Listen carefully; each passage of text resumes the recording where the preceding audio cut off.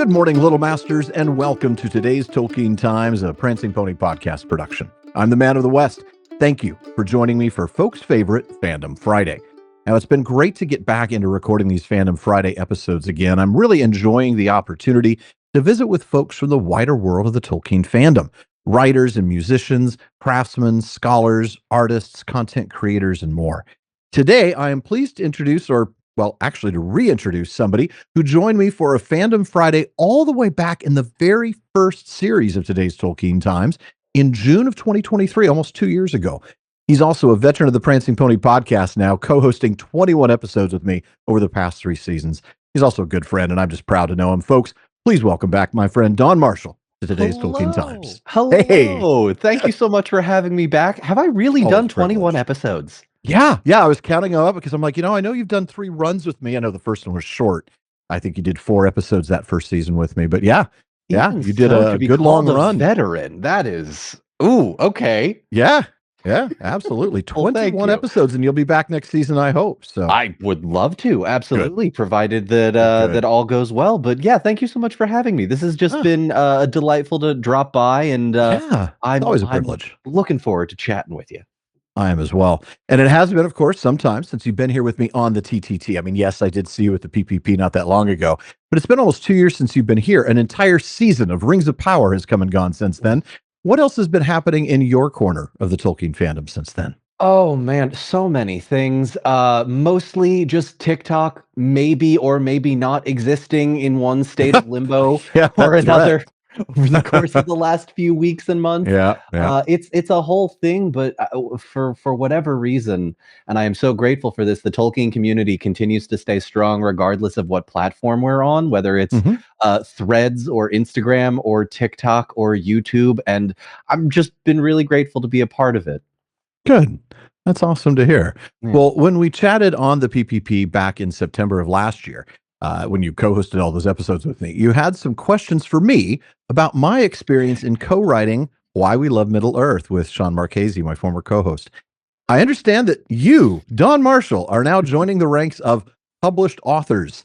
I'd love to have you tell me and our listeners what it is you're working on. Yes, I am. It's a book called J.R.R. Tolkien, Father of Modern Fantasy, and it is probably the most surreal experience I have ever had in my life. I will say, besides my wedding day, but only because your wedding day is hyped up by everyone around you. For me, at least, growing up, that was like the thing you needed to do. And as soon as it was there, it was like, oh my gosh, this is actually happening. I've been told about this day my whole life. And writing a book was one of those things that I had always thought I could probably do it if I wanted to. And lo and behold, here comes Simon and Schuster to approach me, something I never thought. Yeah. It truly was one of those moments where I thought it was fake, which also happened the first time I got a brand deal. Bit of an aside, I deleted the first HBO email that I got offering me the brand deal because thinking it was spam or a fraud. I was so sure that there was no way they would touch me with a 20-foot pole in terms of like being an influencer and getting money for this sort of thing. And I just got rid of it. And I'm sitting there staring at the email going, no, this has to be fake too. There's no way this is real. Simon and Schuster? I mean, really? Like a publishing house that you recognize? No. Couldn't believe it. Truly couldn't believe it. But here we are. They emailed me back in October of 2024. And I've been writing the book ever since, making edits, doing more research about Tolkien than I ever thought I would do, learning more about his life. And I mean, you, I think, can speak to this. Tolkien did a lot in his life. He did, and he was a man of incredible talents all across the board. I know I've said before, even if he never wrote The Hobbit and The Lord of the Rings, he would still be known today. Maybe not by you and I, because we're not Beowulf scholars, but he would be known. His Beowulf scholarship would have absolutely kept him, an immortal in that regard.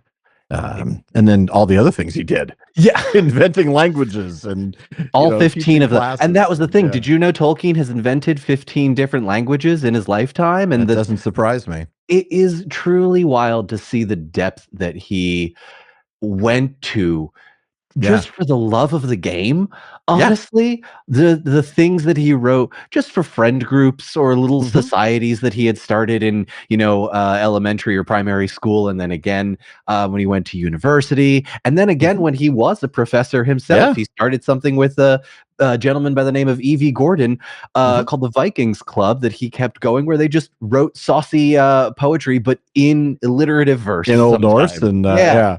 It is it's so cool because I feel like my whole world of The Lord of the Rings existed sort of within Middle-earth in this vacuum of, Mhm. well, Don only knows about the facts about Right. Middle-earth and the characters, Only and the so obscure facts, as the exactly, obscure Lord of the Rings exactly. facts guy would suggest. Yeah, but then to sort of be asked to say, "Okay, we know you know all of this stuff.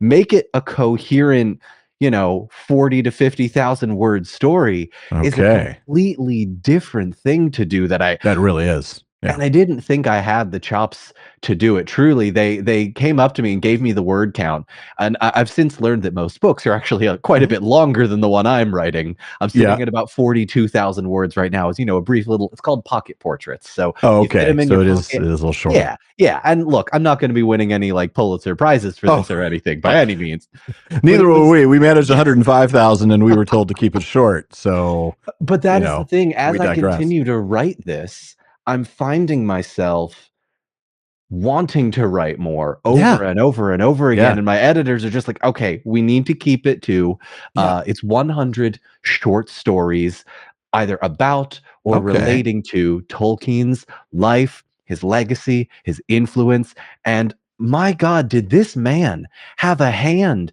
in just Mm. everything. Oh, yeah. He Yeah. astounds me. This is the one thing that I think I have loved the most learning is Mhm. figuring out how J.R.R. Tolkien operated, because the man was, I mean, he's a genius. Yeah. No 2 I ways mean, about it. no two ways. Yeah. A Renaissance man, a man who could do just about anything. Mhm. And yeah, you kind of sometimes you wonder what would he have been like had he been living today instead with modern tools Yeah. instead of having to write his manuscripts on paper with pen. I think we've speculated about that before. Like, what if I he was wrote gonna his say, books using we've Google talked Drive, about, right? yeah, if Tolkien Yeah. was using Google Drive today, it'd just be an endless folder, or Stream no, of there'd be edits and 2 main changes. folders. Yeah. One folder would be The Lord of the Rings, the other would be the Silmarillion, and within it is just subfolder hell with thousands. Thousands. Not that I am projecting my own Google Drive folder No, I'm sure you're situation not. onto Yeah, Tolkien, but yeah, it is wild to think about, like, it is. how much there is Yeah. for him to have kept organized, and most of it is either handwritten or typed Mhm. on a typewriter, and that, I think, was the thing I found so remarkable, Mhm. because in trying to find the stories about him, he just went into so much detail about Yeah, everything. It's everything. remarkable. It really is. Well, you mentioned, the idea of writing on paper and using a typewriter. Clearly, that's not a challenge that you're having to face. But what has been the most challenging aspect of writing your book? And then, sort of on the flip side of that coin, has anything in the process been surprisingly easy for you?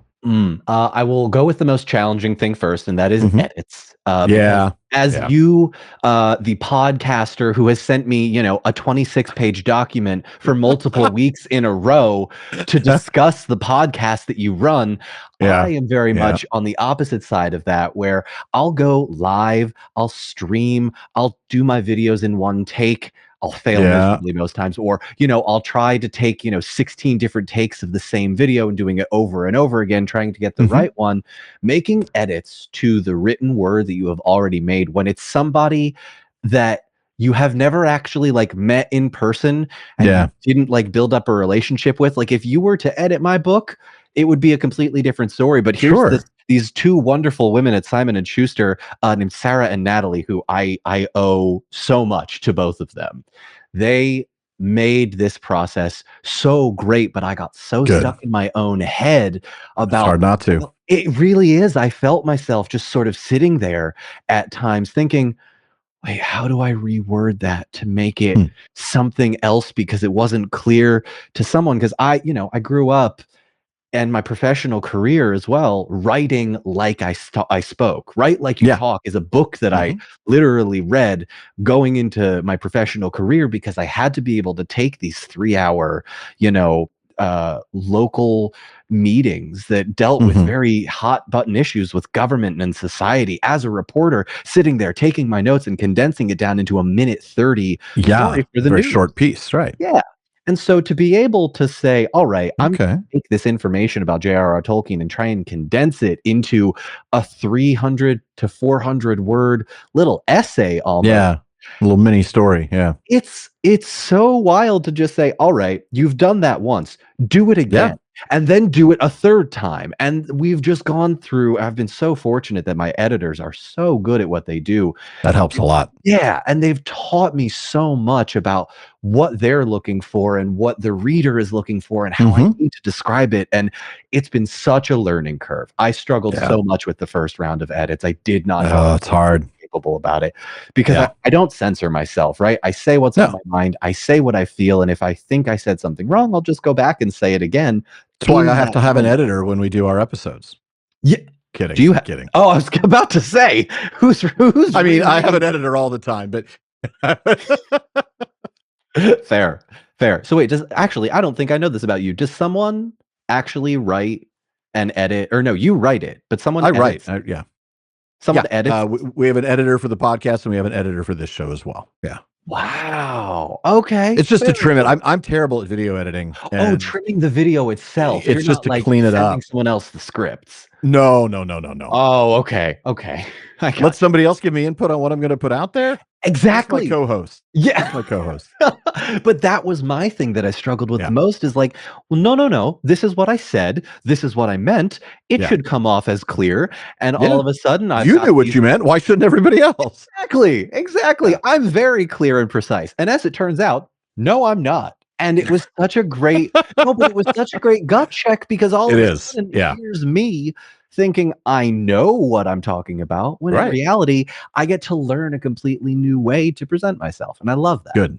That is good. I love those stretches.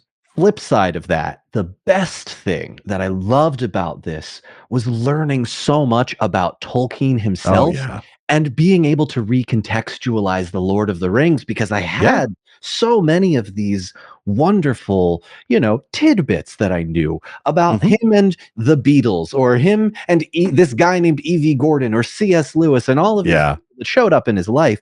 But when you get down into it, this man, the life he led, the things that happened to him, the people he lost in his life, the challenges he faced, it contextualizes the Lord of the Rings in a way I had never thought of before. And it was so interesting. After I had sent in that first manuscript, I went back and I listened to the audiobook version of the Council of Elrond, or I was rereading the sort of last few chapters after the ring is destroyed, and all of these little things, these tidbits that I discovered about, oh, well, there's obviously the influences of Norse mythology, and there's clearly Hrothgar from the epic poems, the Eddas, and the Volsung saga, and all of these things that just, not that I didn't know about it, I just didn't really care. But it was a little more fresh in your mind, and you could see the influence a little more. Yes, I was able to just take the things that I sort of knew in passing and look at it with a completely new lens. It's like getting glasses, honestly, for my reading ability. And I'm so grateful that that I was able to get this, just because there's so much. There is out there. And then I'll just say, having been, doing the podcast for, 9.5 years, one of the things that you run into as a danger in studying the literature is getting too much into that sort of detail and letting it take away from the story. It sounds like you've not allowed it to take away your passion or your love for the story as a story. It's just allowing you to shed some light on some of these things. But Tolkien himself tells us not to look too closely at the bones of the soup. And that's in On Fairy Stories, for those who aren't familiar with that essay of his. And that's certainly the thing. It's like, he just wanted to write a really good story, but it's impossible, as he put, for an author to not be influenced by the events of his life and the world that he's in. Talking about the soil. And, this is certainly an example of that. So I'm glad you got to learn so much. That's exciting. Yeah. We're going to move into a lightning round of Tolkien questions because we've never done this before. Favorite first stage elf? Oh my God, the one that oh my God, I forget his name. Finrod Felagund. Okay, I'm gonna let that slide because he's my favorite as well. Okay. Hey, there we go. You just can't walk into Mordor. We all know that. But if you You did, oh, would you rather take Boromir or Faramir with you and know you're not carrying the ring? I'm gonna probably get some hate for this online. It's Boromir. Boromir is one of my favorite characters, I and he does not get actually enough credit. agree. They're There both we amazing. go. They're both amazing. Mhm, But if you're going into Mordor and you're not carrying the ring, then mhm, Boromir's your guy. Yeah. mhm, mhm. Are you a Merry or a Pippin? Oh, I'm a Pippin. My ADHD does not allow me to be anybody but that little ball I of could have energy. told you all that, folks. Yeah. I just wanted him to admit it from his mouth to your ears, folks. You got me. Favorite single chapter in the entire Legendarium. So Hobbit, Lord of the Rings, Silmarillion, even the Great Tales. Favorite How single chapter. how dare you make me choose between my two favorite children? It is the Council of Elrond or the Okay. Tale of Beren and Luthien. Okay. Easy. That's fair. I Yeah. understand. All right, some good answers. Don, thank you again for joining us today. Always a pleasure. But before we go, can you remind our folks, first of all, where they can find you? And then, Mhm. most importantly, where and how they can pre order your book? Oh, well, thank you very much for that one. Yes, I am Don Marshall 72 across all of my platforms. You can find me on TikTok, which is my main platform, if it still Mhm. exists when this comes out. Thumbs up, hoping it does. I'm Yeah. also, though, on posting my videos now to Instagram. I'm also Mhm. posting to YouTube, and I also have a Patreon. Patreon is the paid Great. platform that I'm sure some of your listeners Mhm. are familiar with, where I Yeah. get to basically post as much Tolkien content as I want, and it has been a absolute lifesaver. Literally, I have paid my Yeah. rent with Tolkien, and it is so helpful. You can pre-order my book at my Beacons, which is the sort of place to find all of my stuff. Google my name and the word Beacons, you will find it. And you can also get it on Barnes and Noble, Amazon, or bookstore.org. And for Mhm. those of you that are maybe not in the United States, either in Canada or over in Europe or Asia or South America, or Africa, maybe. I'm not entirely sure if we've made any sales from Africa. Yeah, I'm not sure. You can find those on any of the Amazon or Barnes & Noble bookstores Okay. or at Books A Million. All right. Well, folks, that is it for today's Fandom Friday. But come back the next time that I do Fandom Fridays to meet more of your fellow Tolkien fans and maybe even learn what niches of the community you might be interested in exploring or what book you might want to write. And if you're interested in joining me here for a future Fandom Friday, let me know by emailing barlaman@theprancingponypodcast.com. Now, you heard Don mention Patreon. Please visit patreon.com/Tolkien Times to learn how you can support the show and get a whole lot of really cool extras as well. And then join me again tomorrow on today's Tolkien Times as we wrap up this week and series 10 of the TTT with Silmarillion Saturday. Podcast listeners, please be sure to subscribe to the show in your podcast apps. For those on YouTube, please like the video and then subscribe to the channel to get all of the PPP productions, including my new streaming project, PPP Plays, which hopefully Don will be joining me there shortly as well. And then follow @Prancing Pony Pod on all your social media. Finally, as Faramir says, go with the goodwill of all good men.